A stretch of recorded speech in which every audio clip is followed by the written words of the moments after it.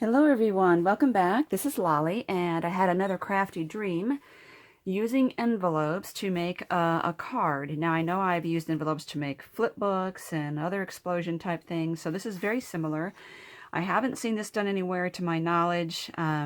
Sometimes I think we crafters, we see things years later, we come up with an idea, not even realize we were inspired by something years ago. But that said, all of our creations really are inspired, little pieces here that we've learned from many, many different sources, plus original ideas. So I'm just going to call this an envelope card. I have a belly band here, and these are the papers that I got from Auntie Vera Scrap and Craft December kit. And I will show you what I did. So I have 4 envelopes, and they are attached in the center like this. And when I did it, I put this on upside down accidentally, so make sure you get your orientation correct.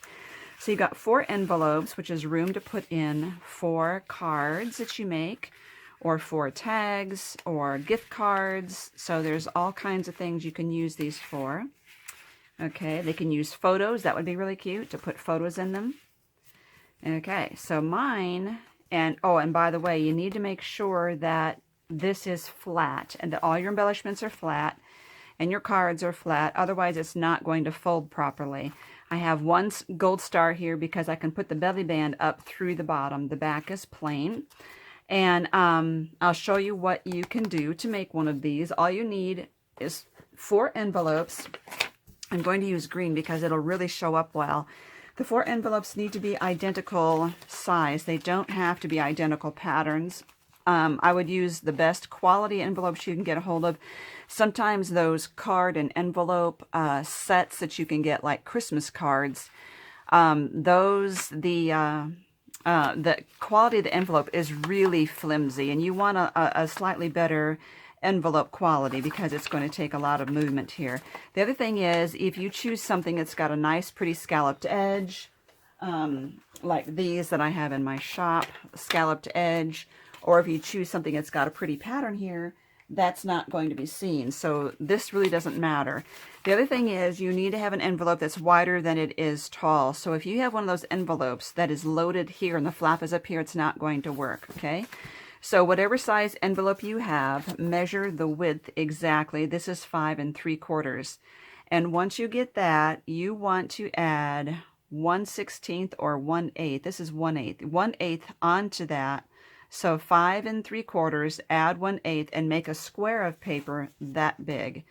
So it's just a pinch bigger than the envelopes. Let's see if you can see this lined up here.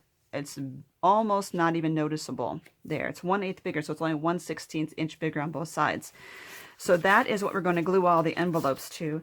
And then you'll need this to cover up the flaps on the inside. And this one, I can tell I didn't cut it right, so let me fix that. Okay. And so on this one, you're going to take the width of the envelope and then make it 1/8 inch shorter. So this is an 1/8 inch bigger square. This is an 1/8 inch smaller square. Now you can see how that works out. It just enables you to fold these well. If everything was exactly the same size, you would have a hard time getting these to all fold in at the same time. So here's what we're going to do. And again, we're going to use, we have to be very careful to line these up and design them in a way that's flat. So I'm going to use some liquid glue so that I have the ability to adjust this if I'm really quick. I don't want to use a tape runner and then get stuck. So I'll flap down. I'm going to line this up, the top edge to the top of my card, centered. Remember, it's not exactly the same size. So I just want to center it up there and make sure I'm not gluing my actual card on here. You can definitely use a tape runner. I'm not saying you can't, but I just thought for video purposes, I would do it this way. So that's 1, and we're going to put 4 all the way around.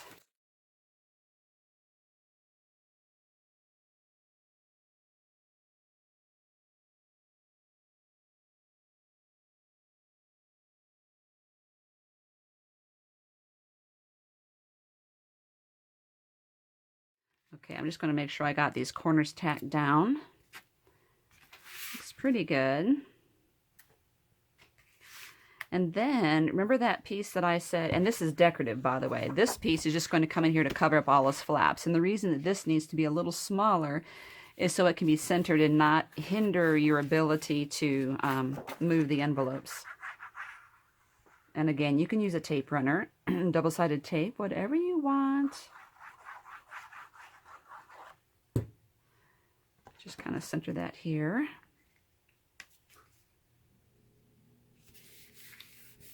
Okay, so I picked out these green envelopes, and I just realized that all of my Christmas papers are muted tones. This is actually a muted, kind of a country red and green here, so it's not a perfect match, but all of my I only have these papers to be able to decorate the envelopes. So all you need to do is measure from the end of the envelope to the top of this part here, and then here to here, and then make your piece of paper 1/4 inch shorter in each direction.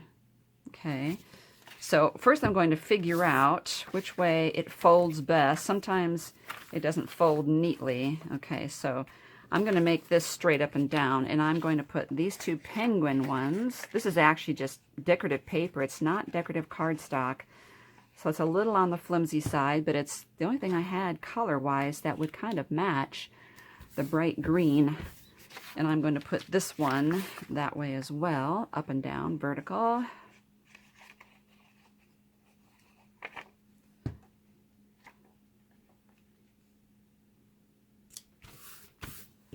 And then I have some of this polka dot. It's very tiny polka dots. And this mat is just to add a decorative element. From there you can add other die cuts, as long as you're careful, again, not to make the thick embellishments on here, because your card will not fold up right. Okay, so now what we have is 4 envelopes, and remember these envelopes held, this particular one holds an A2 card. So you can put an entire card in here. You can put 4 entire cards that you've made in here, or just tags and money, gift cards, letters, photos, and you can decorate all of this as long as it's flat. And then I decorate this, and I ran out of papers that I can use on this because, like I said, they're all, wait, I think I might have a little bit. So I have a little bit of the scraps left over from what I just did, but not enough to decorate every bit of it. So I really need to, yes, I need to get back to the store and get some bright red and green Christmas paper, don't I? Okay. So if you could mat this, you can mat this, mat that, and mat this. Just remember, if you put an image here, the first part of it up to here is going to be hidden by this. So when I did this one, I made sure that my piece that I fussy cut was on the inside, not sticking out here, because I wanted to have a consistent look to it. You can tie this off with a ribbon, and you can even decorate the back if you wish, but I didn't. So that's it in a nutshell. I hope that is something to inspire you along. Now, if you are someone who just can't convince yourself to do flat embellishments, I want to show you what you can do. On your envelope, this is the normal score line, the fold. If you score it just 1/8 of an inch to the right, and then fold on that, oops, I didn't, so I'm doing it in my hand. I didn't score that, didn't fold it on the score line. Okay, there you go. We're going to assume that that's done properly. Now you see that? That has got a nice, that's got a nice gusset on it. And that would enable you to, for these, when they fold over, to actually go up a little bit and then fold in, so to allow yourself some room.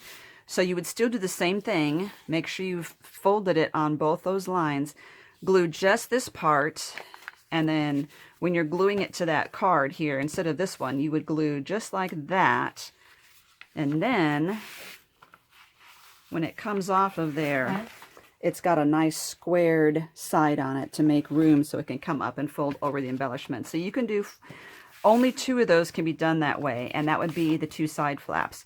If you did all of them, they would have a hard time folding over each other on the corners. Well, no, I guess they would still fold over each other. No, let me see. No, yeah, they might. They might still fold over.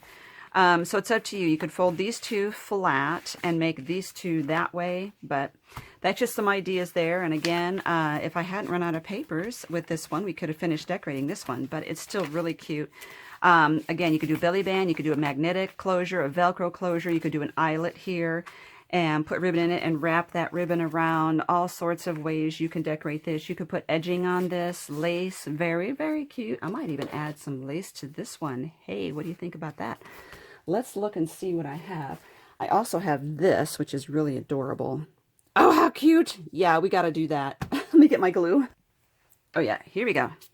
Let's get the Fabri-Tac out. And they have renamed Fabri-Tac now. I've got to find the new name. I looked at my new bottle and I didn't write down what it's called now. Just like Scotch Quick Dry changed to Scotch Tacky Glue. This is so cute. And the little balls remind me of the little white dots on here, kind of like little snowballs. And the colors are nice and muted in this, so that kind of allows me to use this off-white. So cute. Now, when that is completely dry, I will make sure I trimmed up the edges really nice, but that is really sweet. And so now I won't be able to use the belly band that I had chosen, but I can still do something else. The reason that this one is so tight is that it was the 12-inch scrap that came around the paper. And so in order, it was a really tight fit, but I can still do a belly band and just make it a little looser. And normally I would put like an embellishment over here, but it was the star of the Christmas tree, and I thought that was really cute and didn't want to mess with it. The other thing you can do is do a belly band that goes down this way. Let me take it a little longer to get it on there. Do a belly band that goes down this way instead of sideways, and that would work as well. Okay, and even though it's not all the way over, it's still holding it shut. So thank you for watching. Make sure you look at the links that I'm going to give you down below in the video description box, because I'll give you the links to Auntie Vera's blog and to this particular, how to get this kit if it's still available. But keep in mind that she does have kits available every month. She comes out with a new kit. And thank you so much for watching and giving me a thumbs up and subscribing to my channel. I hope you make one.